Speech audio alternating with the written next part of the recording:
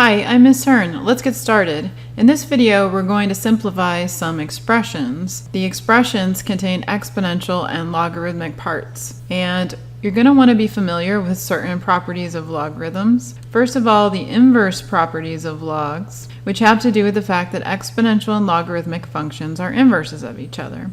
So for example, here we have a base b raised to a power of log base b of x. Since the base b and the base of the logarithm are the same, they reverse each other and we're just left with the argument x. Similarly, if you have a logarithmic expression with an exponential inside the argument, and the base of the log and the base of the exponential are the same as they are here, then they cancel each other out again and we get x. Another important fact to be familiar with is the change of base formula for logarithms. Basically, we can change any log to any base we want. So for example, here I have log base b of m. Say I don't want b to be the base, maybe I want some number n to be the base. Then I can just rewrite this as log base n of m, the argument, over log base n of b, the original base. And the expression will be equivalent to the original. And finally, we have the power rule of logarithms, which says that if you have the log base b, any base, of any expression that has a power in it, like m to the p, then we can bring the power out front as a coefficient of the logarithm and multiply by it. Okay, so let's keep these facts in mind while we look at the first part of this problem, which asks us to simplify 4 to the log base 16 of x. I would like to have a situation like this one, where I have b to the log base b of x, where the bases are the same, so they would just cancel out and leave me with x. But unfortunately, my bases are not the same. Well, what can I do about that? Well, how about if we use the change of base formula and change it to the base we want? So instead of log base 16 of x, I'm going to write that as log base 4 of the argument x divided by log base 4 of 16, the original base. It's the change of base formula that lets me do that. Okay, so now let's see what we can do with that, if it helps. Don't be afraid to try stuff. Maybe it works, maybe it doesn't.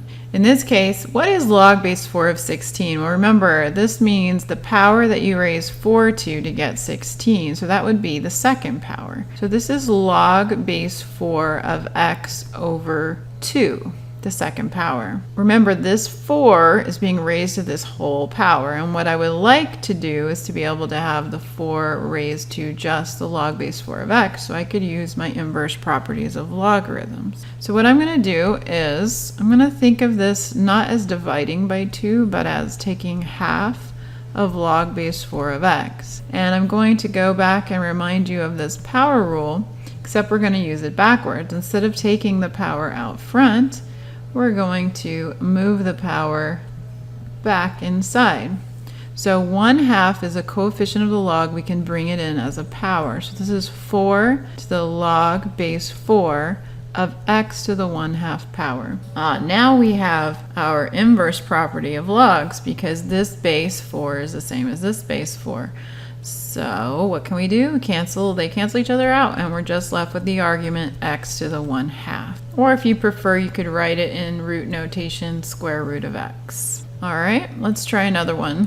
What about 81 to the log base 9 of x? Here again, we would like to have 9 to the log base 9 of x. That would be easy because the bases would cancel out, but we don't. So what can we do about that? Well, one option would be to do the procedure we did in the previous part, where we change the log using the change of base formula. And I believe that would work out pretty well. But in this case, I just happened to notice that 81 is a power of 9. So maybe instead, we could just think of this as 9 squared to the log base 9 of x.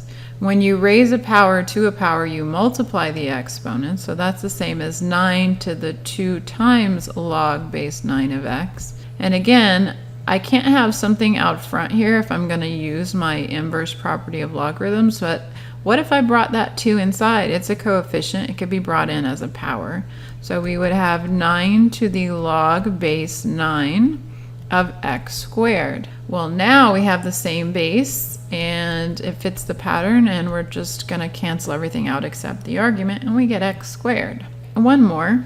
We have log base 2 of e to the natural log of 2 times the cosine of x. All right, that looks like really scary and messy, right? So what I'm thinking, and again, this is not the only way to go about this, much like when you're working with exponential expressions and those rules or laws of exponents can be done in many different orders and fashions, and you still end up in the same place. Logarithmic properties are the same way. So one person might look at this very differently than I'm looking at it, but when I look at it, I'm thinking to myself, this is a big mess because I've got this great big exponent here. So why don't I just use my properties of logs and bring that exponent out front? So that's going to give me natural log of 2 times cosine of x times log base 2 of e. Now I can't really do anything with log base 2 of e, but what if that were a base e? Then I could do something with it. In other words, what if it were a natural log? So I'm going to use my change of base formula again. I'm going to leave this natural log of 2 alone and the cosine of x alone. And I'm going to see what happens if I change this to log base e. So using the change of base formula, I have natural log of e, or log base e of e, divided by natural log of 2, or log base e of 2. Now when we do that, what is log base e of e? Well, that's just asking what power do we raise e to get e. And you can confirm this on your calculator, but you're just going to get a 1, right? E to the first power is e. Natural log of 2, I can't simplify that, but notice that we have a natural log of 2 factor out front here. So these are actually going to cancel, divide out to be 1, and that's a 1. So the only thing that's left is cosine of x. I hope you found this video helpful. If you did, please remember to like it. That'll help other students to find the video.